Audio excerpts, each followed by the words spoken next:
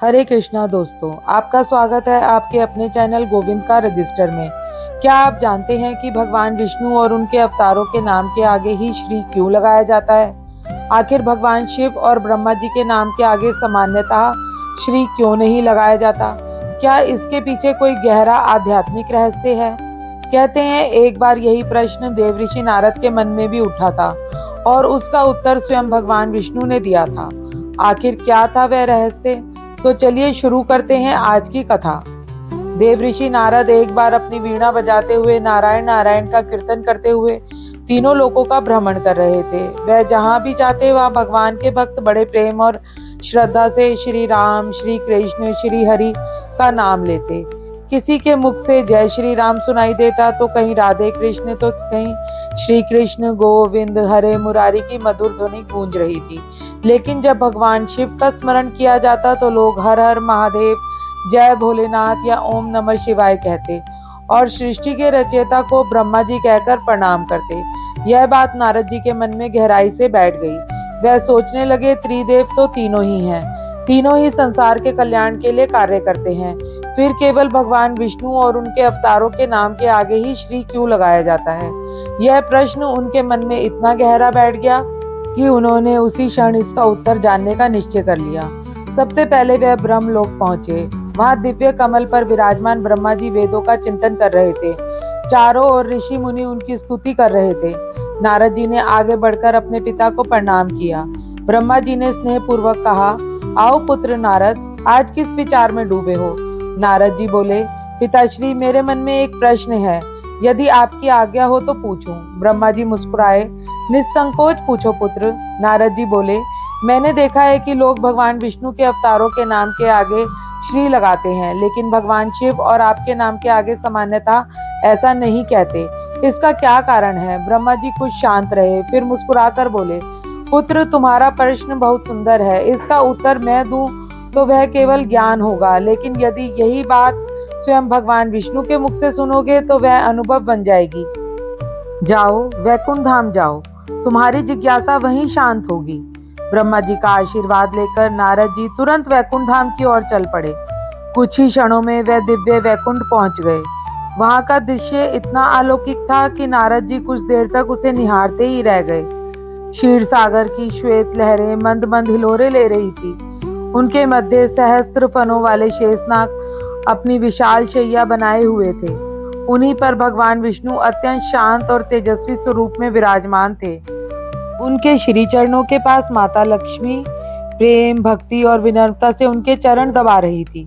चारों ओर दिव्य सुगंध, मधुर संगीत और अद्भुत प्रकाश फैला हुआ था। ऐसा प्रतीत हो रहा था मानो स्वयं आनंद ने वहां निवास कर लिया हो। नारद जी ने दोनों हाथ जोड़कर भगवान विष्णु और माता लक्ष्मी को प्रणाम किया। भगवान विष्णु ने मुस्कुराकर कहा, आओ नारद, तुम्हारा स्वागत है। बताओ, आज किस उद्देश्य से आए हो? नारद जी बोले, प्रभु, मेरे मन में कई दिनों से एक प्रश्न उठ रहा है। मैं जहाँ भी जाता हूँ लोग आपके नाम के आगे श्री लगाते हैं, श्री राम, श्री कृष्ण, श्री हरि, लेकिन भगवान शिव और ब्रह्मा के नाम के आगे ऐसा सामान्यतः नहीं कहा जाता। क्या इसका कोई विशेष कारण है? भगवान विष्णु मुस्कुराए। उन्होंने माता लक्ष्मी की ओर देखा और फिर नारद जी से पूछा, नारद, पहले यह बताओ कि इस समय मेरे चरणों के पास कौन बैठी है? नारद जी ने तुरंत उत्तर दिया, प्रभु, यह स्वयं जगत जननी महालक्ष्मी है। भगवान ने फिर पूछा, और क्या तुम जानते हो कि श्री महालक्ष्मी का ही एक दिव्य नाम है? नारद जी बोले, हाँ प्रभु, यह मैं जानता हूँ। भगवान विष्णु ने कहा, यही तुम्हारे प्रश्न का उत्तर है। महालक्ष्मी और मैं कभी अलग नहीं होते। जहाँ मैं हूँ वहाँ श्री भी है और जहाँ श्री है वहाँ मैं भी हूँ। इसलिए भक्त प्रेम पूर्वक मेरे नाम के आगे श्री लगाते हैं। यह केवल सम्मान का शब्द नहीं बल्कि माँ लक्ष्मी की दिव्य उपस्थिति का प्रतीक भी है। नारद जी ध्यान पूर्वक भगवान की बातें सुन रहे थे। भगवान विष्णु आगे बोले, लेकिन इसका यह अर्थ कभी मत निकालना कि भगवान शिव या ब्रह्मा जी किसी प्रकार से कम है। भगवान शिव मेरे ही समान पूजनीय हैं। वह स्वयं कल्याण के स्वरूप, अनंत योगी और भक्त वत्सल हैं। ब्रह्मा जी सृष्टि की रचना का महान कार्य करते हैं। हम तीनों एक ही परम सत्य की अलग अलग दिव्य शक्तियां हैं। जो भक्त शिव की सच्चे मन से पूजा करता है वह भी अंततः उसी परमात्मा तक पहुंचता है। जो ब्रह्मा जी का सम्मान करता है वह भी ईश्वर की ही महिमा का सम्मान करता है। इसलिए कभी भी देवताओं में भेद नहीं करना चाहिए। फिर भगवान विष्णु ने मुस्कुराते हुए कहा, नारद, भगवान को किसी उपाधि की आवश्यकता नहीं होती। श्री मेरे साथ इसलिए जुड़ी क्योंकि वह माँ लक्ष्मी का नाम है। लेकिन किसी भक्त के मुख से यदि प्रेम पूर्वक श्री महादेव या श्री ब्रह्मा भी निकले तो उसमें भी कोई दोष नहीं। भगवान तो केवल भक्त का प्रेम देखते हैं, शब्द नहीं। यह सुनते ही नारद जी की आंखों में आनंद के आंसू आ गए। उनकी सारी शंका दूर हो चुकी थी। उन्होंने भगवान विष्णु और माता लक्ष्मी को बार बार प्रणाम किया और बोले, प्रभु, आज आपने मेरे मन का अज्ञान दूर कर दिया। अब मैं तीनों लोकों में जाकर लोगों को बताऊंगा कि भगवान की महिमा किसी उपाधि से नहीं बल्कि श्रद्धा और भक्ति से बढ़ती है। भगवान विष्णु मुस्कुराए और बोले, जाओ नारद, यही सत्य सबको बताओ कि जो भी भक्त निष्कपट प्रेम से भगवान का स्मरण करता है वही वास्तव में सबसे बड़ा धनवान है, क्योंकि उसके हृदय में स्वयं श्री का निवास हो जाता है। नारद जी अपनी वीणा उठाकर नारायण नारायण कहते हुए वैकुंठ से लौट पड़े। उस दिन के बाद जहाँ भी वह जाते लोगों को यही संदेश देते कि भगवान के नाम से पहले लगा श्री केवल एक शब्द नहीं बल्कि माँ लक्ष्मी की दिव्य कृपा और भगवान के साथ उनके अखंड संबंध का प्रतीक है।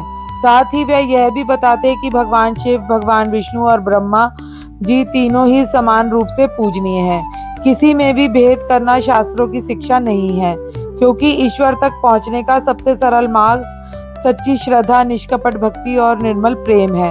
अगर आपको यह कथा पसंद आई हो और इससे कुछ नया जानने को मिला हो तो वीडियो को लाइक करें, अपने परिवार और मित्रों के साथ अवश्य साझा करें।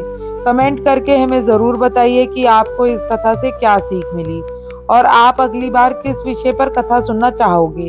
ऐसी ही सनातन धर्म की प्रेरणादायक और ज्ञानवर्धक कथाएं सुनने के लिए आपके अपने चैनल गोविंद का रजिस्टर को सब्सक्राइब करना ना भूलें। मिलते हैं अगली सुंदर कथा में। तब तक के लिए हरे कृष्णा, राधे राधे।